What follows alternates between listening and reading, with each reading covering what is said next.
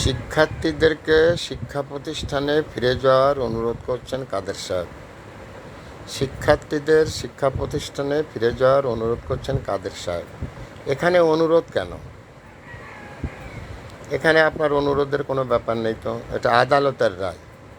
আদালতের রায় আপনি অনুরোধ করবেন কেন? আপনি এখন দেখাবেন খেলা, খেলা হবে তো খেলা তো জমছে না।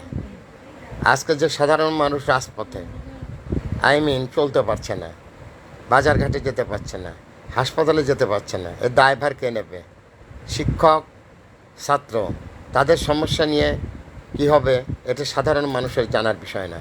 সাধারণ মানুষ যে তীব্র যানজটের শিকার হচ্ছে, তারা যে ভোগান্তির শিকার হচ্ছে, এর দায়বদ্ধতা কে নেবে? আমরা কি কোনো সরকারের দেশে বাস করি নাকি কোনো মগেদের দেশে বাস করি? এটা আমি প্রশ্ন রেখে গেলাম ওবায়দুল সাহেবের কাছে। অনুরোধ কেন? আদেশ করেন, ভেঙে ফেলেন এই সমস্ত আন্দোলন টান্দোলন যা আছে, পুলিশ লাগাই দেন, লাগিয়ে দিয়ে এর আগে তো সব আন্দোলনই স্তব্ধ করে দিয়েছেন।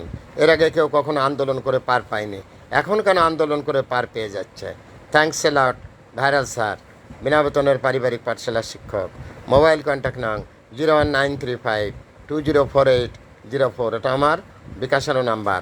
আমি একটি বিনা বেতনের পারিবারিক পাঠশালার শিক্ষক। আপনার যে খেলা, আপনারা মাঝে মাঝে সব পলিটিক্যাল লিডাররা বলেন খেলা হবে, এখন খেলা দেখান। Thanks a lot.